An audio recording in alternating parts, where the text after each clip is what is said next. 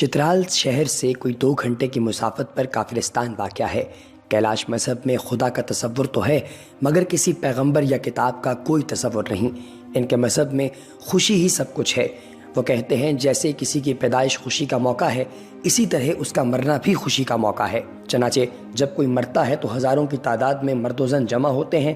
میت کو ایک دن کے لیے کمیونٹی ہال میں رکھ دیا جاتا ہے۔ مہمانوں کے لیے 70 سے 80 بکرے اور 8 سے 10 بیل ذبح کیے جاتے ہیں اور شراب کا کیا جاتا ہے۔ تیار ہونے والے جو ہوتے ہیں کھانا خالص دیسی گھی سے تیار کرتے ہیں اور آخری رسومات کی تقریبات کا جشن منایا جاتا ہے۔ ان کا عقیدہ ہے کہ مرنے والے کا اس دنیا سے خوشی خوشی جانا بہت اچھا رہے گا۔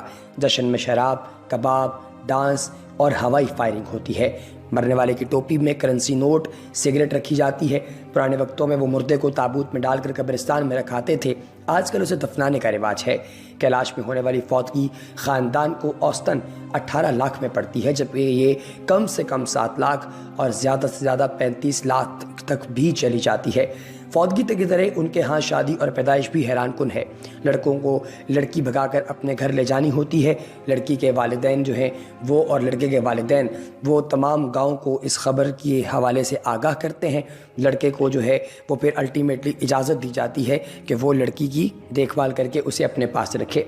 دوستو، جب یہ تصدیق ہو جاتی ہے لڑکے کے ہاں کہ لڑکی آ چکی ہے تو اس کے ساتھ کوئی زبردستی نہیں کی گئی بلکہ وہ اپنی مرضی سے بھاگی ہے، تو یوں رشتہ ہو جاتا ہے۔ اس کے بعد دعوت کا اہتمام ہوتا ہے جس میں لڑکی والے بطور خاص شرکت کرتے ہیں۔ شادی کے چوتھے دن لڑکی کا ماموں آتا ہے جسے لڑکے والے ایک بیل اور ایک بندوق بطور تحفہ دیتے ہیں۔ اسی طرح دونوں خاندانوں کے مابین تحائف کے تبادلوں کا یہ سلسلہ کافی دن تک چلتا ہے۔ حیران کن بات یہ ہے کہ پیار ہونے پر شادی شدہ خاتون کو بھی بھگایا جا سکتا ہے۔ اگر وہ خاتون اپنی رضامندی سے بھاگی ہو تو اس کے سابقہ شوہر کو اعتراض کا کوئی حق نہیں۔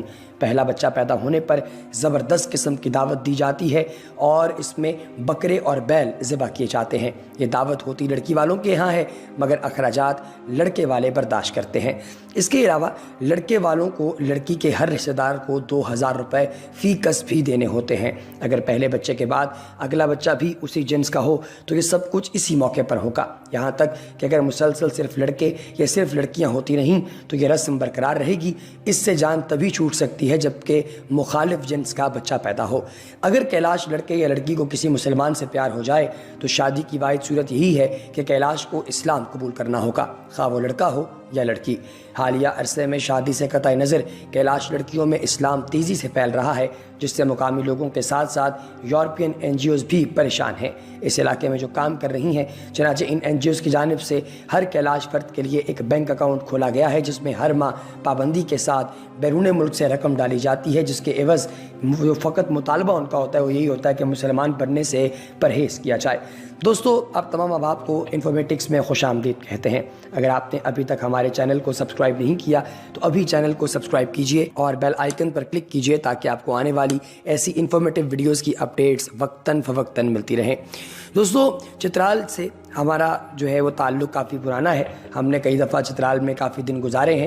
آج ہم آپ کو ایک ایسا ہی واقعہ جو ہے وہ بھی سناتے ہیں۔ کافرستان کی کیلاش قوم جو ہے اس کے رسم و رواج کے حوالے سے۔ کیلاش قوم اپنی ثقافت اور روایات کو زندہ رکھنے کے لیے اپنی تگ و دو میں مصروف ہے، جس میں انہیں پاکستانی حکومت کے ساتھ ساتھ غیر ملکی امداد بھی شامل ہے۔ لواری ٹنل کھلنے کے بعد کیلاش تک عام افراد کی رسائی آسان ہو جائے گی، جس کے بعد یہ بات روز روشن کی طرح عیاں ہے کہ آنے والے 20 سے 30 سالوں میں کیلاش مذہب اور وادی کافرستان ایک خواب بن جائے گا۔ کیلاش پاکستان کے برفیلے علاقے چترال شہر سے کوئی 2 گھنٹے کی مسافت پر کافرستان میں واقع ہے۔ بنیادی طور پر 3 دروں بمبوریت، رمبور اور بریر پر مشتمل ہے، جن کی کل آبادی بقول ان کے 4000 ہے اور یہ کالاشا نامی مذہب کے پیروکار ہیں۔ کئی خداؤں پر یقین رکھنے والے کیلاشی لوگوں کی زبان اور رسم و روایات بالکل الگ ہیں۔ یہاں کے سادہ لو افراد آج بھی صدیوں پرانی روایات کے مطابق زندگی بسر کر رہے ہیں۔ انہوں نے پرانی روایات کو مذہب کی طرح اپنایا ہوا ہے۔ اسی سبب سیاحوں کے لیے ان کی شادیاں، اموات، مہمان نوازی، میل جول، مذہبی رسومات اور سالانہ تقاریب وغیرہ انتہائی دلچسپی کا باعث ہیں۔ یہ وہ خصوصیات ہیں جو سیاحوں کو چترال اور خاص کر وادی کیلاش کی سیر کی دعوت دیتی ہیں، اور لوگ ان تہواروں میں جوک در جوک شرکت کے لیے اکٹھے ہوتے ہیں، جن میں چلم جوش کو ایک اہم مقام حاصل ہے۔ موسم بہار کے آتے ہی تینوں وادیوں میں چلم جوش کی تیاریاں شروع کر دی جاتی ہیں، لیکن تہوار کے خاص 3 دن تمام مرد و خواتین وادی جمہوریت، اس کو بمبوریت بھی کہا جاتا ہے، اس میں جمع ہوتے ہیں۔ چلم جوش جشن بہاراں کی تقریب ہے۔ مقامی افراد اس تہوار کے لیے کافی پہلے سے اور بہت سی تیاریاں کر کے رکھتے ہیں۔ مئی کا مہینہ شروع ہوتے ہی ہر طرف سبزہ اگاتا ہے اور 4 سو خوشبوؤں کا ڈیرا پڑ جاتا ہے۔ ندیوں اور دریاؤں میں پگھلتی ہوئی برف کا شفاف پانی معجزن ہوتا ہے، جبکہ پہاڑوں پر سبز جنگلات کے بیچوں بیچ برفانی شیشوں سے روشنی منعکس ہوتی ہے۔ کیلاش مذہب میں خدا کا تصور تو ہے، مگر کسی پیغمبر یا کتاب کا کوئی تصور نہیں ہے۔ ان کا خیال یہ ہے کہ یہ سکندر کے لشکر سے اس علاقے میں رہ گئے تھے، لہٰذا نسلاً وہ یونانی ہیں۔ کیلاش مذہب کی خواتین کے لیے مخصوص احاطہ بشالینی کہلاتا ہے، جہاں کیلاش عورتیں مخصوص ایام گھر کے بجائے اس 4 دیواری میں گزارتی ہیں اور وہ یہاں پر سلائی کڑھائی کا کام کرتی ہیں۔ خواتین اسے بدشگون قرار دیتی ہیں کہ اگر وہ ان مخصوص ایام میں مردوں کے درمیان رہیں گی تو اس سے ان کے رزق سے برکت چلی جائے گی، چاہے کڑاکے کی سردی ہی کیوں نہ ہو۔ وہ مخصوص ایام میں اپنا گھر چھوڑ لیتی ہیں اور بشاتینی ان میں گھر سے کھانا آتا ہے اور انہیں باہر جانے کی اجازت نہیں ہوتی۔ اس احاطے کی دیوار کو مردوں کے لیے چھونا بھی منع ہے۔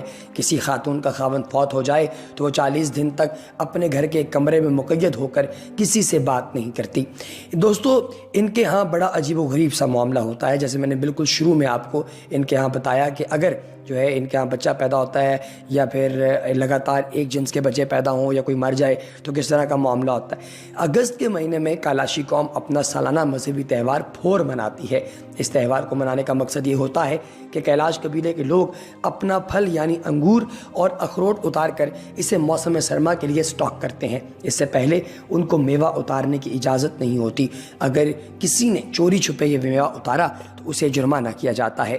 اس تہوار کے دوران کیلاش قبیلے کے بزرگ لوگ ان لڑکیوں کے سروں پر پھولوں سے ڈھکی ہوئی ٹوپی رکھتے ہیں جو سن بلوغ کو پہنچ جاتی ہیں یا بلوغت کے قریب ہوتی ہیں، اور یہ اس بات کی نشانی ہوتی ہے کہ یہ لڑکیاں اب جوان ہوئے ہیں یا ہونے والی ہیں، تو خصوصی ایام میں یہ گھر کے اندر نہیں رہ سکتی اور انہیں بشالینی کو مدکلے کی جاتی ہے۔ اس تہوار میں بڑی عمر کے لڑکیوں کے سروں پر ٹوپی رکھی جاتی ہے۔ اس بات کی یہ نشانی ہوتی ہے کہ اب وہ جو ہیں وہ بالکل جوان ہو گئی ہیں۔ دوستو، کئی معاملات ایسے بھی ہوتے ہیں کہ خواتین جو ہے وہ اپنے ہاتھ میں پھول پکڑ کر ایک مخصوص جگہ سے آتی ہیں جن کی قیادت ایک ایسی کیلاش کرتی ہے جس نے چوغے سے منہ چھپایا ہوا ہوتا ہے۔ ان کی سربراہی میں خواتین کا جو جلوس ہوتا ہے یہ آ کر رقص کرنا شروع کرتا ہے۔ اسے چرسو کہا جاتا ہے، اور یہ خواتین جب وہاں پہنچ جاتی ہیں تو اپنے ہاتھوں میں پکڑے ہوئے پھول ان لوگوں پر نچھاور کرتی ہیں جو چرسو میں رقص کر رہے ہوتے ہیں۔